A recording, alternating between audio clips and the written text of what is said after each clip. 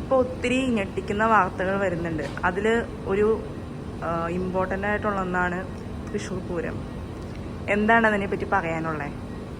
Okay, Thrissur Pooram ഞങ്ങൾ തൃശ്ശൂർക്കാരുടെ മാത്രമല്ല, അത് ശരിക്കും പറഞ്ഞാൽ ഈ പ്രത്യേകിച്ച് കേരളത്തിലെ എല്ലാ മലയാളികളുടെയും അതുപോലെ ലോകത്തിലുള്ള എല്ലാ നാനാജാതി മതസ്ഥരുടെയും വളരെ വലിയൊരു ഉത്സവമാണ് തൃശ്ശൂർ പൂരം.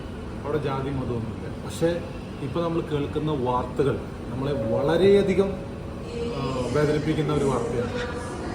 രാഷ്ട്രീയം അതുപോലെ വർഗീയമായി പല രീതിയിലും അതിനെ കഴിഞ്ഞ വർഷം ഞങ്ങൾക്ക് വളരെ ഭംഗിയോടുകൂടി കാണാനായിട്ട് സാധിച്ചില്ല.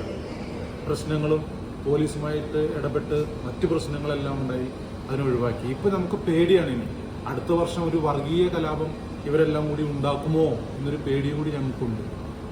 തീർച്ചയായിട്ടും കഴിഞ്ഞ വർഷത്തെ പൂരം നടത്താൻ അല്ലെങ്കിൽ കാണാൻ പറ്റാത്ത സങ്കടം ഞങ്ങൾക്ക് വളരെ വലുതാണ്.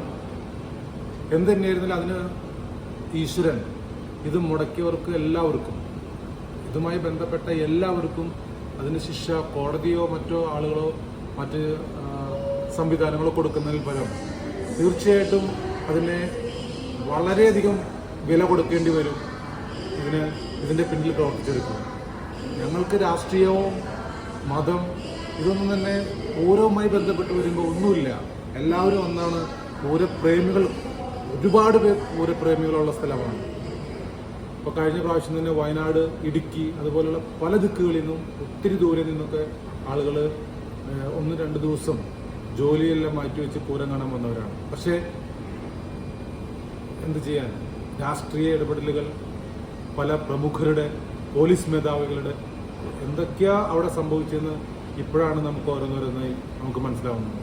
ഇനിയെങ്കിലും രാഷ്ട്രീയവും വർഗീയതയെല്ലാം മാറ്റിവെച്ച് ഞങ്ങൾക്ക് സ്വതന്ത്രമായി തൃശ്ശൂർ പൂരം കാണാനുള്ള ഒരു അവസരം ഞങ്ങൾക്കുണ്ടാവട്ടെ എന്ന് ഞങ്ങൾ ആഗ്രഹിക്കുകയാണ്. ഇതിൻ്റെ പിന്നിൽ പ്രവർത്തിച്ചവരെ നഖശികാന്തം എതിർക്കണം തന്നെയാണ് ഞങ്ങളുടെ എല്ലാവരുടെയും ആഗ്രഹം. അവർക്ക് കടുത്ത ശിക്ഷ തന്നെ കിട്ടണം. Thank you.